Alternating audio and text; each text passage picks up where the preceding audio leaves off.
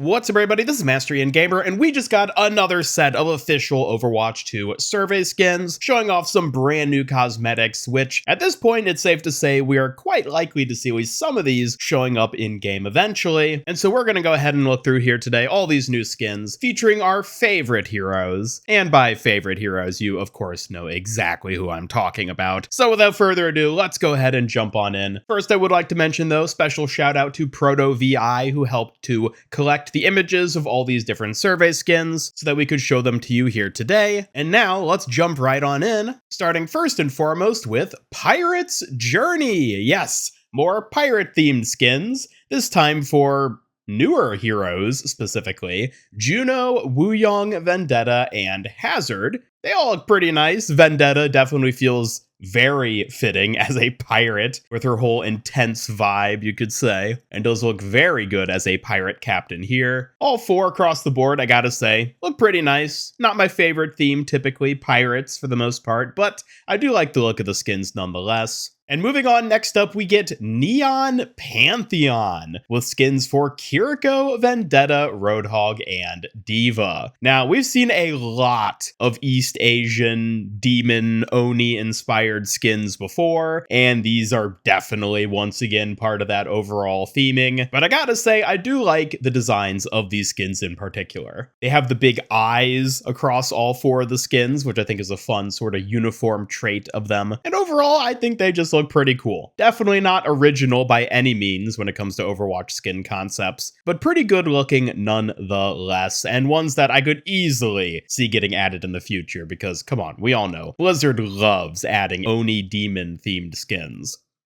Moving on, though, next up we get a bit of a different theme, Royal Flush, a playing card themed set of skins, which, you know, again, isn't the most original concept, but at least looks nice for the most part. Got that sort of quasi-formal vibe to it, and Cassidy looks very good on the left with his half mask. Overall, a nice trio of skins, not ones that I would personally get too excited for, but I can appreciate that they do have a nice theming and look to them. And then next up, we get another kind of interesting one, Grand Crescendo. At first glance, I thought these were just more formal wear skins, which technically you could argue they are, but they're very specifically symphony or even orchestra themed, where they all have a sort of musical instrument aspect to them. We can see Hanzo has some sort of string, like a violin or cello perhaps, kind of built into his arm. Mercy has the piano keys going across her dress. Echo looks to have some sort of harp type theming with her wings. And then Widowmaker,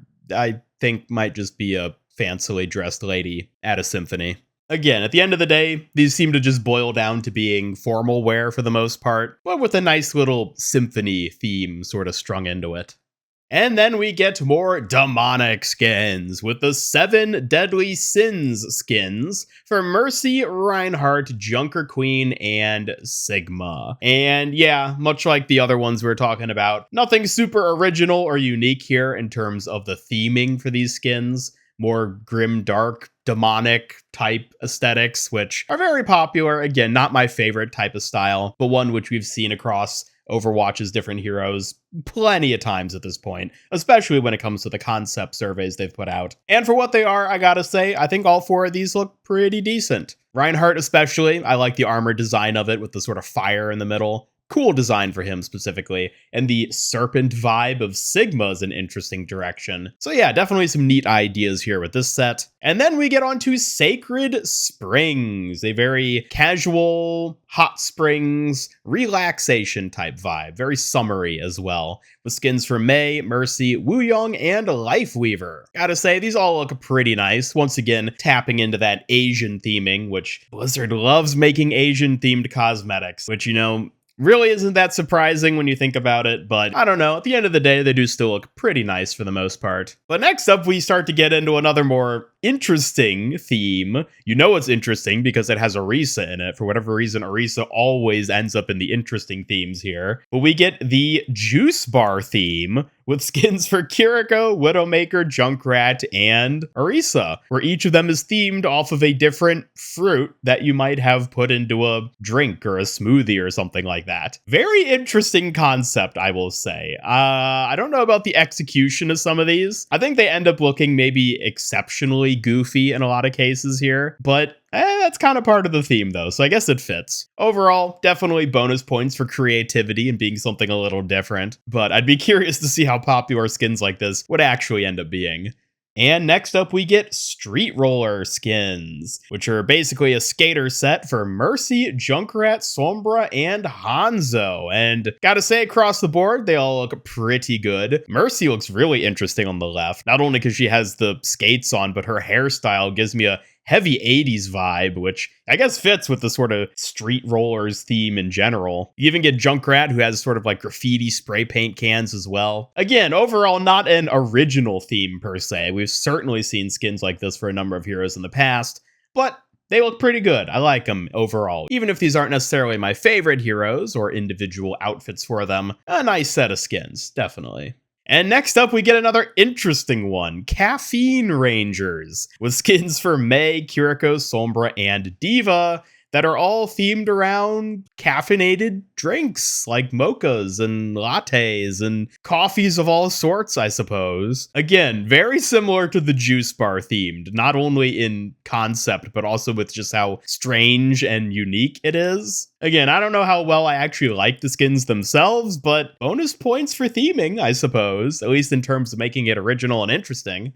And the last set then we have to look at here today is Futuristic Athleisure with skins for Tracer, Sombra, and Kiriko. And I'm just going to be straight up with this one. I'm not the biggest fan of these skins. We've had a number of athleisure skins, even futuristic athleisure skins specifically, for literally these three heroes already, so like, it doesn't feel like they're treading any new ground in particular here, and I can't say I'm a big fan of any of the designs.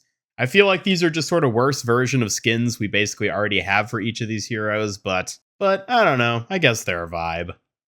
And that does it for this set of survey skins from Blizzard. Definitely let me know your thoughts on them in the comments down below. Are any of them ones you'd be interested in getting as actual skins in-game? Or maybe you're a little bit like me and just a bit underwhelmed by what they had to offer this time. But to each their own. Either way, thank you so much for watching, and if you haven't already, be sure to check out my video from earlier today covering the new hero Emre. I'll have a card linking to that on screen. And otherwise, be sure to subscribe, hit up that bell icon, follow me on X, and join my Discord server to hang out and never miss any of my future Overwatch 2 news streams and other content. Special thanks to my YouTube channel members who help make these videos possible, and if you'd like to join them to earn some cool rewards, then just hit that join button down below. Otherwise, this is Master Ian Gamer signing off, and until next time, have a great day.